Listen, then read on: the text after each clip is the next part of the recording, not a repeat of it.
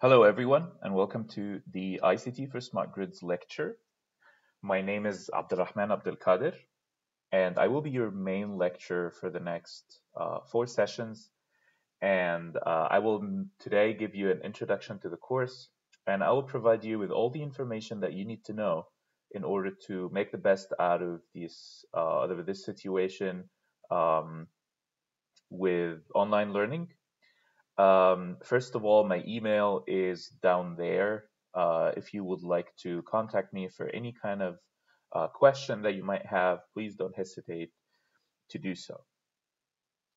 Today, we're going to introduce the administrative part of the lecture, as well as um, the different modules that we will be covering throughout the, um, the semester. Okay, so let's start. First of all, this is the link for the lecture page on our webpage for the department. Most of you probably already know that, and most of you also already enrolled on OPAL, so this is kind of redundant information for you. However, please be careful to constantly check the webpage because we'll be announcing um, all our announcements there. If you are enrolled in OPAL, which I strongly recommend you to do, then you will get emails with the announcements as it happened, so you don't have to worry about that. Next thing is that all the lectures will be given in English.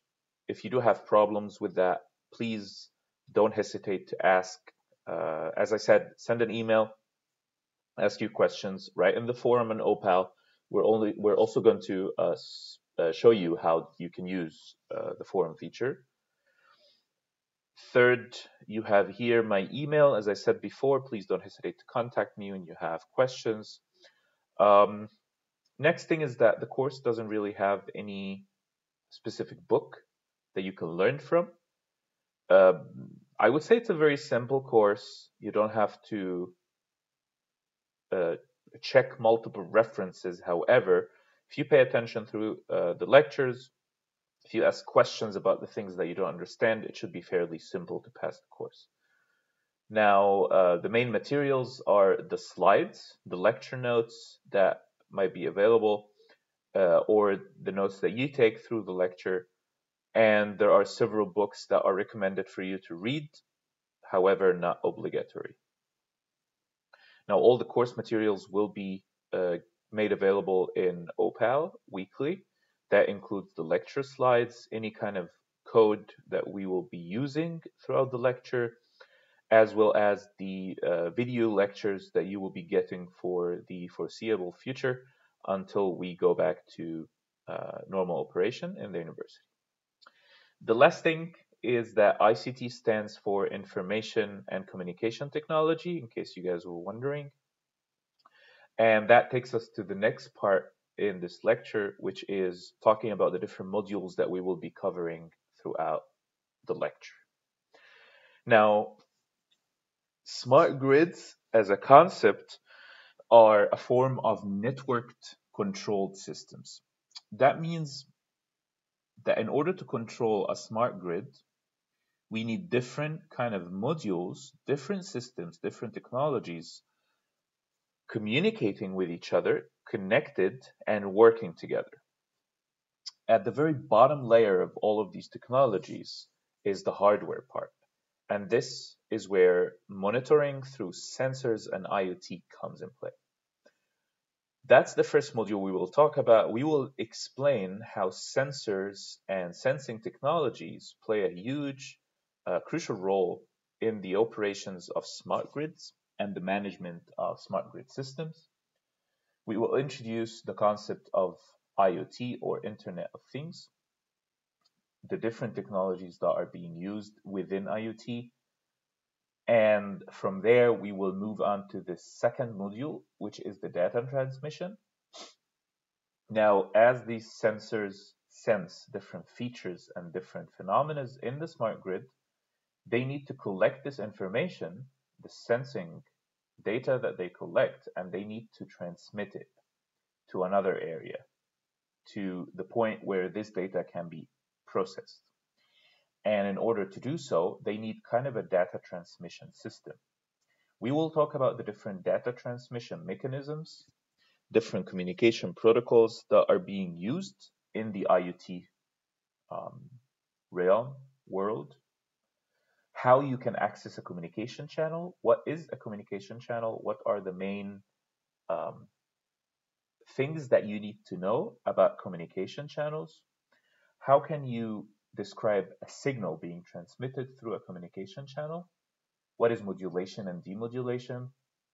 Then we will talk about the application layer, what is exactly, what is a packet, what is a frame, how can you describe a packet being sent through a communication channels, and what are the forms of end-to-end communications and different types of application layer protocols used in IoT. What are the differences between each one of them, and how can we choose a suitable protocol for our application? Now, after we have kind of explained how you can use data transmission techniques, then comes the point where we have received this data and we need to manage it. So we need to store it, we need to structure it, and we need to retrieve it whenever we want to use it. And this is where we talk about databases in our third module, where we talk about data management systems. In this module, we have 2 lectures, and in these lectures, we will talk about different types of databases, how you can store the data, what are the main features of databases, what do you need to pay attention to when you're structuring your database, and what is the difference between structured and unstructured constructs of databases, and how you can build a database that fits the purpose of your application. Now, after you've built a good database and you have specific ways to retrieve the information from the database, then you need to make sure that you can analyze this data and use it. So there we will introduce concepts of data analysis, including classification of data and regression.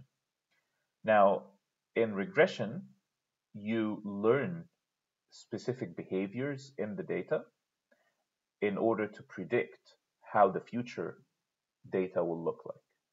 That means that you can actually see how the behavior of the users is changing every single day and create a linear function that describes the change in this behavior in order to predict how the future data will look like.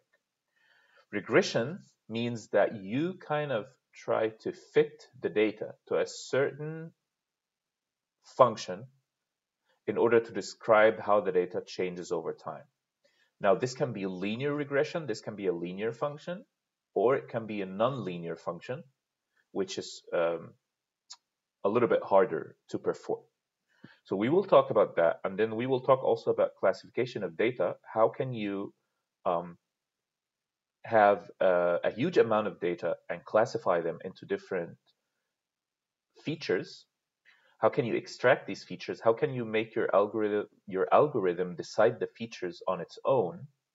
Meaning that if you have usage of heating, for example, throughout the year, and you need to classify the usage based on your season, then you can make an algorithm that learns how the data changes and classify the different usage, whether it's summer season or it's winter season.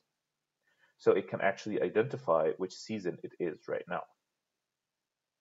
Now, after we've talked about data analysis techniques, including machine learning and deep learning, neural networks, we will talk about secure end-to-end communications.